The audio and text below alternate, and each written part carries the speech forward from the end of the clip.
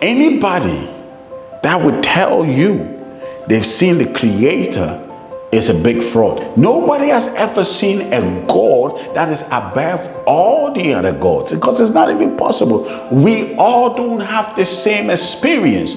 So what is needful to you might not be needful to me, and what is needful to me might not be needful to you. So if I am in my circumstances or situation, and if I come into contact with that which is needful to me, that would be the biggest God for me. But it won't be the biggest God there is, because your needful situation is totally different from my needful situation. Don't be disrespectful and disregardful and not pay attention to where your provision. Just say thank you to the air that you are breathing.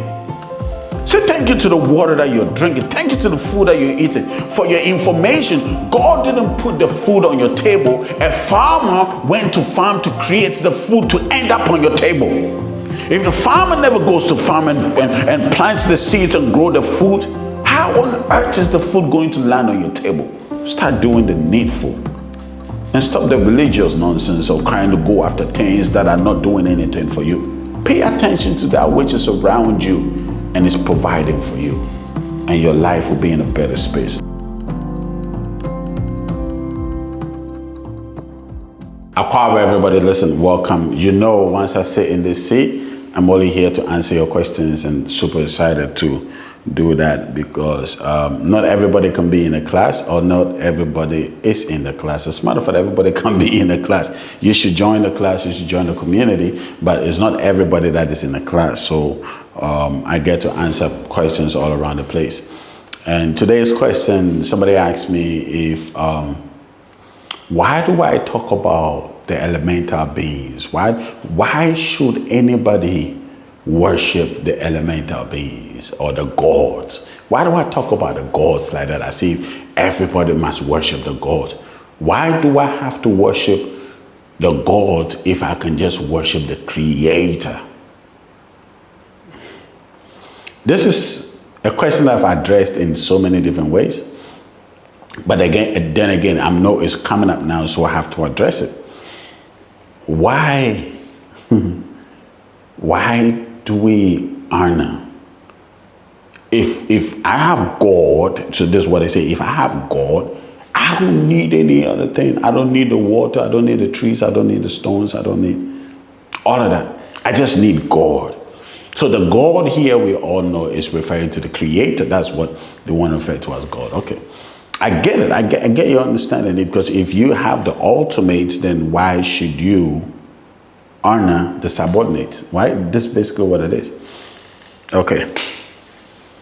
If you have parents, a mother and a father, or father and a mother, whichever way you want to look at it, and you have siblings, and amongst your siblings, you're the youngest. Let me ask a question. Would you honor your older sibling, or your big sister or your big brother? Would you show them respect? Would you honor them? But wait a minute. If you would honor your younger siblings, right? Think about it. Does it mean you don't honor your parents? Does it mean you don't honor your mother? Does it mean you don't honor? Maybe you have a big sister, a bigger sister that has been there, done so much for you, and you still have your parents. Would you say because you so much respect your bigger sister for what your bigger sister has done, so you don't honor your parents? Who gave birth to your bigger sister? It's your bigger sister's responsibility to look out for you, or your bigger brother's responsibility to look after you, or to look out for you. So when they are doing that job, they are not taking the responsibility of the parents off them. No, that's not what they're doing. They are also doing their responsibility, their role, reasons why they are your bigger sister or your bigger brother, they are doing, or bigger sibling, they're doing that responsibility, okay? Now, this is just a minute way of trying to explain a bigger picture of why I honor all the energies, why I honor water, fire, earth, air, the gods of the days, Monday, Sunday, Tuesday, Wednesday, Thursday, Friday, all of that. Okay. Anybody that would tell you they've seen the Creator is a big fraud. Don't trust that person. That person is a big liar. Anybody that says, I've seen a God, that is a God above all the other gods, is a liar. Don't trust that fella. Nobody has ever seen a God that is above all the other gods, because it's not even possible. We all don't have the same experience. So what is needful to you might not be needful to me, and what is needful to me might not be needful to you. So if I am in my circumstances or situation, and if I come into contact with that which is needful to me, that would be the biggest God for me. But it won't be the biggest God there is, because your needful situation is totally different from my needful situation. Anyway, side note. The Creator created everything in existence and allowed everything to be in its functionality. Okay. Let me ask you a question.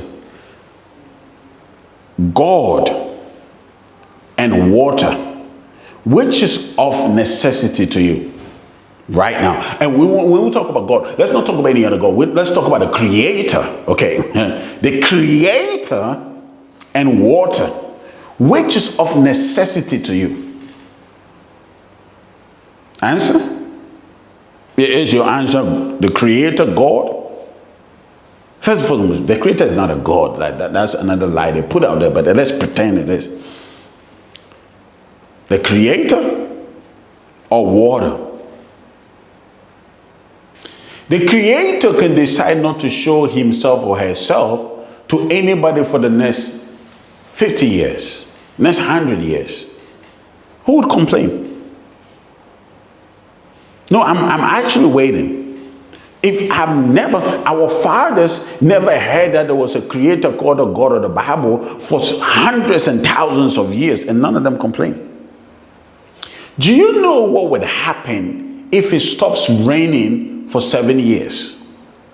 Just 7 years. I've been in a nation where drought happened for even a year, 2 years, and schools had to shut down. So let's say it stops raining for 7 years, no rain. Even in your Bible it tells you that, right? No rain for 7 years. In those 7 years, would your quest be for trying to get in water, or your quest will be trying to know a God? Which is which? Let me ask another question. Atomic bombs and oxygen, which is more dangerous? Atomic bombs and oxygen, which is more dangerous? Nuclear bombs and oxygen, which is more dangerous? I'm waiting. Please answer me. Please give me your answer. I know 99% of you would say what? Nuclear bombs, because you're taught, or biological bombs or biochemical bombs, right? Watch this. Do you know a nuclear bomb can erupt and it won't affect the entire world? Do you know, as a matter of fact, a nuclear bomb can erupt in Ghana, and it won't affect the whole nation? Let me take it out of Ghana. Let's say Afghanistan. No, I'm just being silly. Do you know it won't affect everything in the nation at a go? But let's picture this.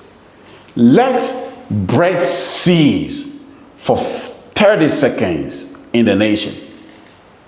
Let oxygen, let air freeze. Let there be no air for 50 seconds, for a minute, for 2 minutes. How many people will survive for just 2 minutes without air? 5 minutes, 10 minutes. How many people? A lot of people would survive atomic bombs. A lot of people will survive nuclear bombs. Let there be no air for 5 minutes, for 10 minutes, for 15 minutes. Your brain will shut down and you will die instantly. Which is more dangerous again? I'm asking you. Again, let's freeze our fire and let ice blow up the whole place for a day, a week, 2 weeks. Who will survive it? Just ice. No heaters in your bedrooms, no heaters in your kitchen, no heaters in your car, no hot water systems, nothing like that. How many of you would survive for 2 weeks? Let the earth start to shake. And please, excuse me, people will say, well, you know what? It's the creator that created the earth. So if the earth begins to erupt, it's the creator. No, don't play yourself. I'm telling you right now, don't play yourself. Right? Let's imagine, okay? Let's imagine we cut down every single tree on the face of the earth. Let's imagine we cut down every single tree on the face of the earth. Let's imagine that. Every single tree shuts down. How many people will survive? Haven't you heard that we say when the last man dies, the last tree dies? So when I come to you and say, you know what, can we honor the elemental beings which are or who are responsible? For those of you that want to argue this and say the creator created everything, go to your very Bibles that you're trusting, okay? In your very Bibles, it says, in the beginning, Hebrew. Your Bible was written in Hebrew, not in English. Okay? In the beginning, Elohim. Elohim. Just in case you don't understand what that means, El is a God. Him is like adding an S to the English language, right? So Elohim means the gods, not the creator. The gods created heavens and the earth. The gods created the heavens and the earth. So if the gods are responsible for creation, the gods are responsible for the air that you breathe, the gods are responsible for the water. Don't ask me, well, didn't God create everything? So I would give my thanks to God. That is perfectly fine. God created everything. Give your thanks to God. But when you are thirsty, do you look for God to drink or you look for water to drink? When you are hungry, do you look for God to eat or you look for food that is coming from the Mother Earth to eat?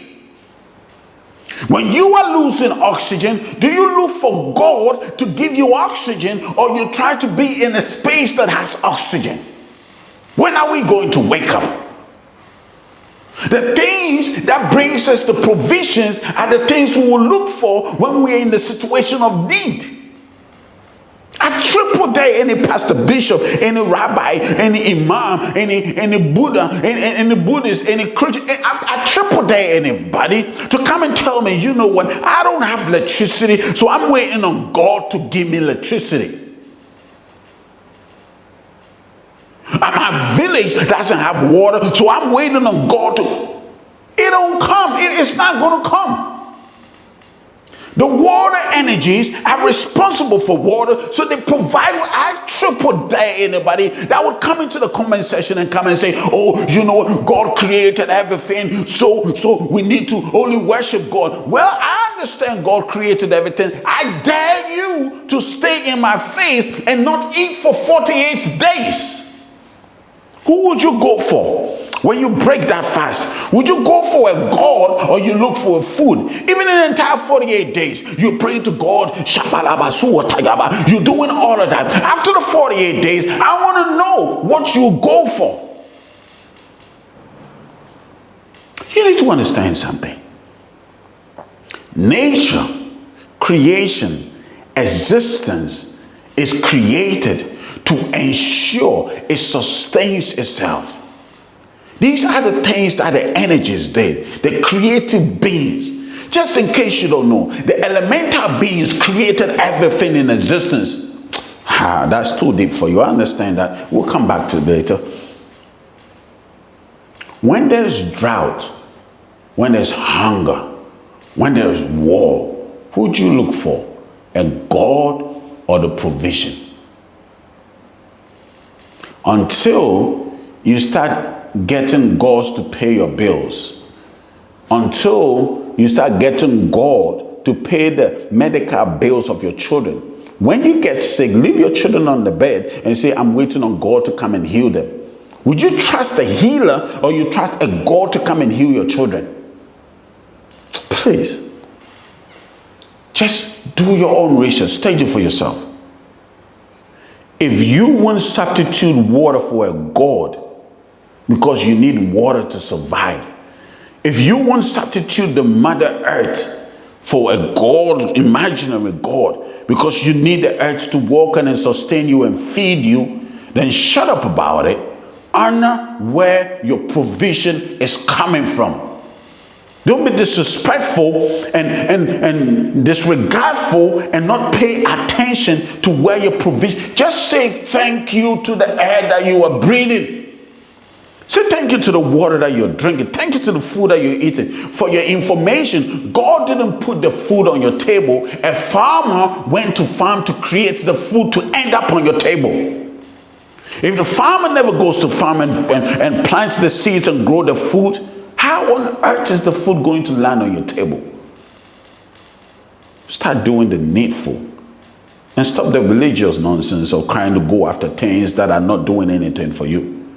Pay attention to that which is around you and is providing for you, and your life will be in a better space. Listen, I love you guys. I always love you. Always here to answer your questions. When you see these backgrounds, you know I'm answering your question. Love you guys. I'll see you soon.